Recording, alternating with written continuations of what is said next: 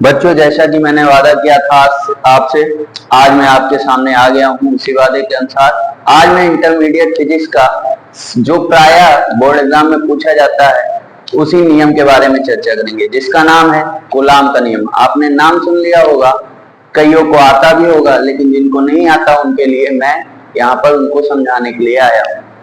Coulomb का नियम आपके फिजिक्स के चैप्टर में, पहले चैप्टर में ही है। कूलाम का नियम बहुत इंपॉर्टेंट है बच्चों, ध्यान दीजिएगा। कूलाम ने जो है आवेशों के मध्य बल का आकलन किया था, जिसके लिए उन्होंने नियम निकाला था। क्या नियम था वो? कि उनके नियम के अनुसार क्या था, किन्हीं दो बिंदु आवेशों का गुणनफल। बिंदु आवेश क्या होता है बेटा? किसी भी वैद्युत परिपथ में जब किसी एक बिंदु पर आवेश होता है तो उसे बिंदु आवेश कहते हैं। तो किन्हीं भी दो बिंदु आवेशों का गुणनफल, आवेशों के मध्य लगने वाले आकर्षण या प्रतिकर्षण। बेटा देखो, आवेश अगर एक धनात्मक एक ऋणात्मक होता है तो उनके मध्य आकर्षण बल होता है, परंतु अगर आवेश दोनों समान आवेश यानी या तो धन आवेश और धन आवेश के हों, धन आवेश या धन आवेश के हों, या तो दोनों नकारात्मक यानी ऋण आवेशित हों, तब इनके मध्य प्रतिकर्षण बल लगता है। इसीलिए लिखा गया है कि किन्हीं दो बिंदु आवेशों का गुणनफल आवेशों के मध्य लगने वाले आकर्षण या प्रतिकर्षण बल के अनुप्रमानुपाती होता है। अनुप्रमानुपाती का मतलब बेटे कि अगर इनके बीच गुणनफल यानी आवेशों का मान बढ़ाया जाएगा तो बल का मान भी बढ़ेगा, यदि आवेशों का मान घटाया जाएगा तो बल का मान भी घटेगा। उसी के बाद तथा उनके का मतलब बेटो आवेशों के मध्य, समझ में आ रहा है बच्चों? आवेशों के मध्य दूरी के वर्ग के, यानी जब दूरी एफ आर हो या डी हो तो उनके मध्य दूरी के वर्ग के व्युत्क्रमानुपाती होगा बेटे। व्युत्क्रमानुपाती का मतलब होता है बेटे उल्टा। उल्टा का मतलब यदि आवेशों के बीच दूरी बढ़ेगी तो आकर्षण या प्रतिकर्षण बल घट जाएगा, और अगर आकर्षण या प्रतिकर्षण बल बढ़ेगा तो दूरी कम होनी चाहिए।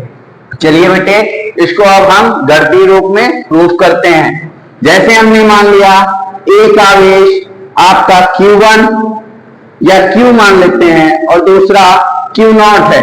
ठीक बेटे, एक आवेश मैंने माना Q, दूसरा माना Q0। इनके बीच की दूरी हम मान लेते हैं R। क्या मानेंगे बेटे?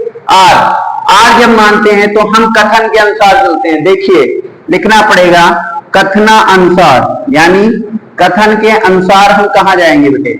लिखा है किन्हीं दो बिंदु आवेशों का गुणनफल। ये आवेश है ना बेटे, इनका गुणनफल Q और Q0 का गुणनफल कह रहा है उनके मध्य लगने वाले आकर्षण या प्रतिकर्षण, मान लेते हैं बेटे F है। बल क्या है? F है। के अनुक्रमानुपाती, प्रोपोर्शनल का साइन लगाएंगे बेटे। समझ में आया? इसे मान लेते हैं समीकरण 1। इसी तरह इसी प्रकार लिख लेंगे, इसी प्रकार उनके मध्य दूरी, इनके मध्य दूरी कितनी है बेटा? R है। क्या है? R है, यानी R का वर्ग लिखा है ना, दूरी के वर्ग यानी R स्क्वायर। ये व्युत्क्रमानुपाती मतलब बेटा उल्टा होता है, एक अपॉन में लिखते हैं। ये प्रोपोर्शनल होगा F के। ये इक्वेशन आप मान लेंगे सेकंड। आया समझ में? मैंने कुछ नहीं किया, सब कथन से लिखा। कथन में लिखा था आवेशों का गुणनफल आवेशों के मध्य आकर्षण या प्रतिकर्षण बल के अनुक्रमानुपाती, बेटे वही लिखा है मैंने। फिर उनके मध्य दूरी, दूरी क्या थी? R। R के वर्ग लिखा है R स्क्वायर। व्युत्क्रमानुपाती का मतलब उल्टा होता है बेटे। ठीक, अब लिखेंगे समीकरण 1 व 2 से क्या हो जाएगा बेटे? F प्रोपोर्शनल लगा लेंगे और ये Q और Q0 का गुणा जब 1 से किया जाएगा तो आएगा बेटे Q0 अपॉन R स्क्वायर। आया? चलिए अब इसको इरेज कर लेंगे। समीकरण 1 व 2 से F proportional Q1 Q0 upon R square आया था। ध्यान दीजिए, अब लिखेंगे जब प्रोपोर्शनल रखता है बेटे, हम लोग 9th से पढ़ रहे हैं, जब प्रोपोर्शनल रखता है तो एक कांस्टेंट K ऐड होता है, फिर Q0 अपॉन R स्क्वायर। आया बेटे? अब ध्यान देंगे F, अब ध्यान दीजिए K इक्वल टू हम यहां पे मानते हैं k इक्वल टू 1/4πε0, जो कि घटती निरूपण से वैद्युत परिपथ का मान निकाला जाता है। ठीक, तो बेटे k की जगह इसको रखा जाएगा F प्रोपोर्शनल 1/4πε0 और बेटे Q0 अपॉन R स्क्वायर। ये पहले से आपका प्रूफ था, आ गया बेटे समझ में। यही आपका कूलाम का नियम है। क्लियर। अब बेटे लिखेंगे जहां 1/4πε0 बराबर होता है 9 × 10⁹ ठीक है। और बेटे एक चीज और बता दूं कि ε0 का मान परीक्षा में बहुत पूछा जाता है। इसका मान होता है 8.85 × 10⁻⁻12। आया बेटे, समझ में आया।